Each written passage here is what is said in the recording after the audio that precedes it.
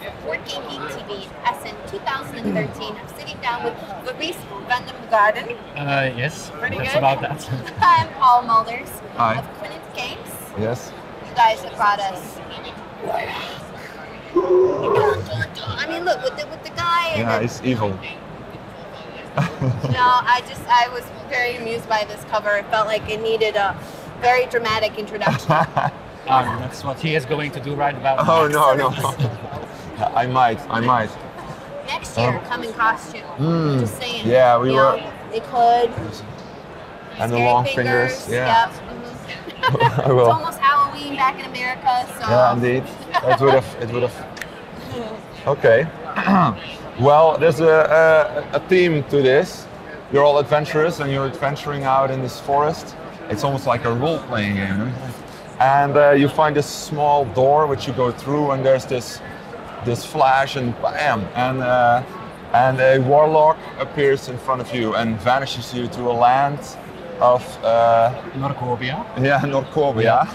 Cool, excellent, has a name. Yes, and he says, build me this realm for me, and I will set you free. If the person who builds the most beautiful realm, I will set free, but the others will be tortured for the rest of their life in this evil land of Norcobia. And the warlock's name is Moldorf, by the way. Not to mistaken with... That's his brother, Waldorf. He invented this small salad, which is very famous. But we're getting off track a bit, I think. So you built this realm, and you built this with all these cards. And all these cards are different minions. Let's flip them that way. And these minions will help you build the realm. They all have special powers. Oh, but your starting point to make this game was quite unique. Could you tell a bit about it? Starting point? Yeah, you started out with the luck factor in games with drawing cards. So the meaning of it was to create a game where the luck factor was very low by putting more abilities to one card. And the game was born 5 years ago. Then it was pretty unique, but now after 5 years, it finally came to the attention of a publisher. And maybe the uniqueness is a little bit away, I don't know. No, that's not true. But it works. Yeah. So this has been a long project. Yeah, it's a journey of 5 years with ups and downs and ups and downs. Is this your first game? Yes, it is. Congratulations. Thank you, Try and give a little hooray for everyone's first game. He was stuck in the land of Norcobia for 4 years. So. Yes. And apparently you designed a beautiful game, and now you're not going to be tortured for the rest of your life. I hope. Okay, so there are 4 functions to each card. And the game starts out with handing 5 cards to everyone. So everyone gets 5 cards from the deck.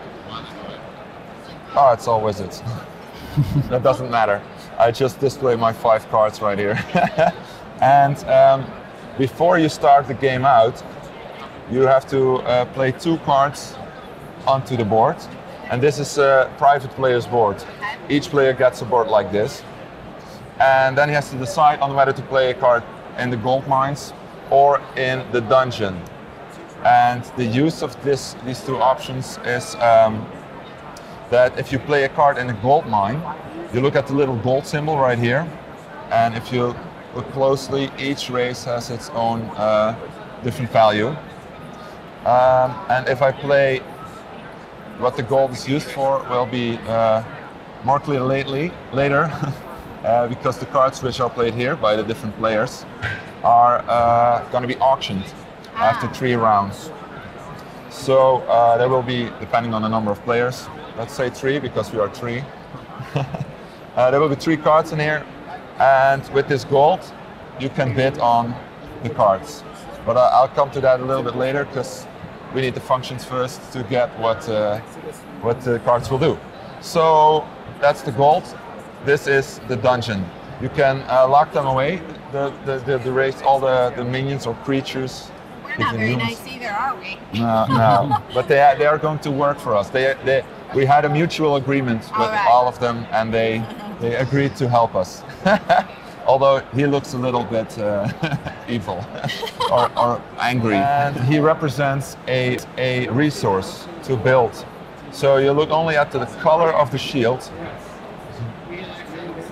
and each race has a different color. Right. Except for the goblin, which is accompanied by another race. So this goblin is accompanied by a wizard. If you look at this goblin, he's accompanied by an orc. And so the color of the shield depicts what resource it is. So now we have a wizard in our dungeon. It's a purple resource. And if you look at this card, you see the costing, the building cost of Casting builds. to build this card, which is the third way to play, by the way. But I'll resume that later. I need a wizard and I need a giant in my dungeon to build this city.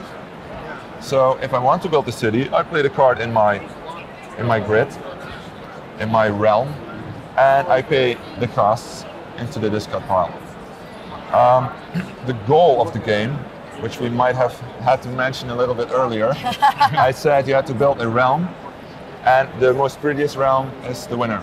A realm consists of 4 cards at the bottom and 4 at the top, and then so you get 16 cards in the whole grid. So we have a perfectly square realm. Exactly. And the realm will consist of multiple points. If you look at the number inside of the shield, that's the point value of this orc at the end of the game. So the total value of all those. Yeah. So that determines the winner. Add it up, and that's your point total. Is the game triggered when somebody finishes exactly their 4x4 spread? The end game's triggered. You'll play the rounds until you get the last auction, and then you finish that auction, and the winner wins. Well, there's a more complicated point grading system. Yeah, let's elaborate on that. So when you are finished with the game, why don't you put one right side up for you and grab one more? Oh yeah. We'll put that right side up for everybody else. Oh, that's nice. Oh no, it's the other way around. No, you got it. You're good. This is for everybody else. This is mine. Ah, all right. Is it good? No, that's good. Let's just put out one. I'll keep this one.